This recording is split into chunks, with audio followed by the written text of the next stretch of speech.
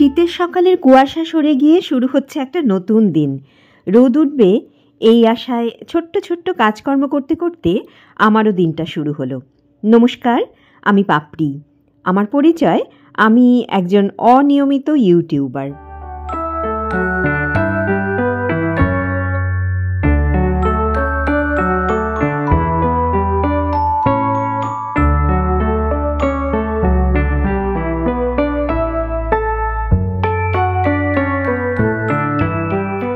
প্রতিদিনকার জীবন ভীষণই গতানুগতিক, অন্তত আমার তো তাই মনে হয়।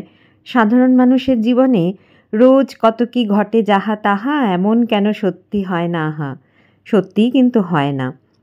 অথচ দেখুন, সংসারের কাজে যদি নিজেকে উৎসাহিত না করা যায়, তাহলে সংসারটা ঠিক মনের মতো গড়েও ওঠে না। তাই আমার মনে হয় সবার আগে দরকার নিজেকে উৎসাহিত করে তোলা, যেটাকে আজকাল ইংলিশে বলা হয় মোটিভেটেড হয়ে থাকা। আর এতদিনে এটুকুনি বুঝে গেছি যে চারপাশে যারা থাকে তারা কিন্তু আপনাকে উৎসাহিত করবে না কোনো বিষয়ে। উৎসাহটা আনতে হবে ভিতর থেকে, আর তার জন্য চাই নতুনত্ব।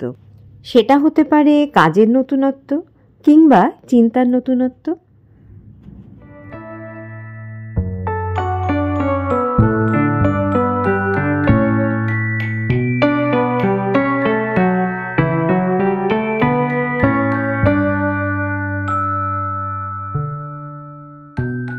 রোজকার মশলা জিরে, ধনে, লঙ্কা গুঁড়ো, হলুদ গুঁড়ো, নুন, এগুলো একসঙ্গে একটু জল দিয়ে ভিজিয়ে রাখছি। আসলে বাটা মশলার যুগ তো চলেই গেছে, অন্তত আমার রান্নাঘরে। তাই একটু ভিজিয়ে রেখে বাটা মশলার মতো আনতে চেষ্টা করি।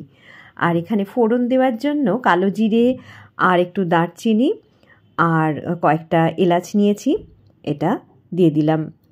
গরম সর্ষের তেলের মধ্যে তেজপাতা, শুকনো লঙ্কাও দিলাম। এবার একটু নেড়ে চেড়ে একটু সুন্দর গন্ধ বেরোলো। এবার এতে আমি একে একে ছেড়ে দেব নতুন আলু, সবই ডুমো করে কেটেছি, মিষ্টি কুমড়ো রয়েছে আর টমেটো, কাঁচা লঙ্কা।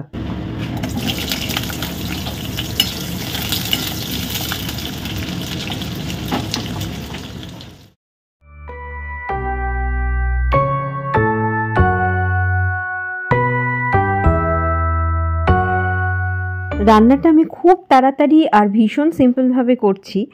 অনেকের হয়তো পছন্দ নাও হতে পারে, কিন্তু ওই যে বলে না, সময় বড় বালাই। অল্প সময়ের মধ্যে বেশ কিছুটা কাজ করে ফেলার জন্য কত রকম যে মাথায় ট্রিক্স চলে আসে আপনা থেকে, এক এক সময় নিজেরই খুব অবাক লাগে। তবে এটা ঠিক যে আশপাশে যারা রয়েছে তাদের অনেকের কাছ থেকে অনেক রকম ট্রিক্স আর টিপস পেয়ে থাকি, সেটাও কখনো কখনো কাজে লাগাই। আবার আমার ট্রিক্সও অনেকে কাজে লাগায়। এইভাবে লেনাদেনার মধ্য দিয়ে দিব্যি দিনগুলো চলে যাচ্ছে। নিজেকে উজ্জীবিত রাখা, মোটিভেটেড রাখার প্রথম পয়েন্ট হচ্ছে একজনের সঙ্গে আরেকজনের এইরকম আদান প্রদান, তা সে ভাবনা চিন্তার হোক, কাজের হোক, কথার হোক, সব কিছু। আর দ্বিতীয় উপায় হলো সমালোচনাকে অগ্রাহ্য করা, বিশেষ করে যে সমালোচনা পিঠের পিছনে হয়। কাজের সমালোচনা, চিন্তার সমালোচনা, সে যাদের করা তারা তো করবেই। আর সমালোচনা সবসময় খারাপও হয় না, তার থেকে অনেক ভুলভ্রান্তি শুধরেও নেওয়া যায়। কিন্তু যখন আমি বুঝতে পারছি কোনো সমালোচনা আমাকে পিছিয়ে দিচ্ছে, কোনো কাজে উৎসাহিত করছে না, নিরুৎসাহিত করছে বরং, সেই সমস্ত সমালোচনাকে অবশ্যই ইগনোর করতে হবে। নিজেকে সবসময় উৎসাহিত করে রাখার 3 নম্বর গুরুত্বপূর্ণ পয়েন্ট হচ্ছে ভালো বন্ধু নির্বাচন। যদি ভালো বন্ধুদের সঙ্গে থাকা যায়, তাহলে কত কিছু যে করা যায়, যেটা ভেতরে ছিল সেটা বাইরে বেরিয়ে আসে, কত রকম গুণ, সেটা হয়তো আমরা নিজেরাও কল্পনা করতে পারি না। এই ধরনের মানুষের সংখ্যা কিন্তু জীবনে বেশ কমই হয়। হতে পারে সে আপনার স্বামী কিংবা স্ত্রী, মা কিংবা বাবা, অথবা রক্তের সম্পর্কের বাইরের কেউ। আরেকটা উৎসাহিত হওয়ার বিষয় আছে, যেটা শুনলে কিন্তু অনেকে একটু হাসতেও পারেন। সেটা হচ্ছে ভালো খাওয়া দাওয়া, মনের মতো খাওয়া দাওয়া। তার জন্য যে সবসময় বাইরে গিয়ে দামি দামি রেস্টুরেন্টে খেতে হবে তা কিন্তু নয়। নিজে বুদ্ধি খাটিয়ে কিংবা অন্যের বুদ্ধিকে কাজে লাগিয়ে নিত্য নতুন খাবার দাবার নিজেই কিন্তু রান্না করে নেওয়া যায়।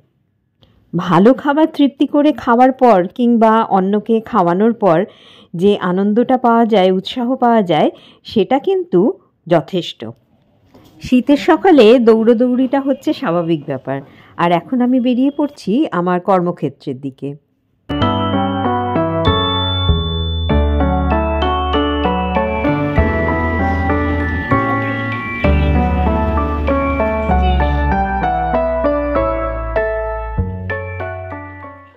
কাজের জন্য আপনাকে বাইরে বেরোতে হোক কিংবা বাড়িতে থেকে সারা দিন কাজকর্ম হোক, সব ক্ষেত্রেই একটা কাজের ক্লান্তি তো থাকেই, আর সেটা মানুষকে খুবই নিরুৎসাহিত করে দেয়। তাই দিনের শেষে কিংবা যে কোনো সময় যদি সময় করে নিজের পছন্দের কোনো কাজ করা যায়, নিজের হবিটাকে বাঁচিয়ে রাখা যায়, তাহলে কিন্তু পরের দিনের কাজের জন্য নিজেকে উৎসাহিত রাখা যায়। আর শেষ যে পয়েন্টটা বলবো সেটা হচ্ছে কাজ থেকে বিরতি। সব সময় খালি কাজ আর কাজ, এটাও কিন্তু মানুষকে নিরুৎসাহিত করার জন্য যথেষ্ট। তাই মাঝে মধ্যে কাজ থেকে নিজেকে বিরতি নিতে হবে। বাইরে থেকে খাবার এনে আজকে রাতে আমি সেই জন্য কাজ থেকে নিজেকে বিরতি দিয়েছি।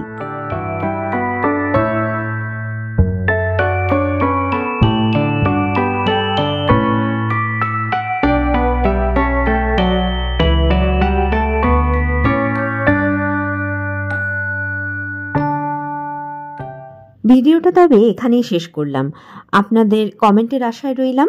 আর যদি পছন্দ হয় তাহলে একটা লাইক করবেন। আবার দেখা হচ্ছে অন্য কোনো ভিডিওতে, অন্য কোনো বিষয় নিয়ে। ততক্ষণ পর্যন্ত আপনারা প্রত্যেকে ভালো থাকুন, সুস্থ থাকুন আর নিজেকে মোটিভেটেড রাখুন।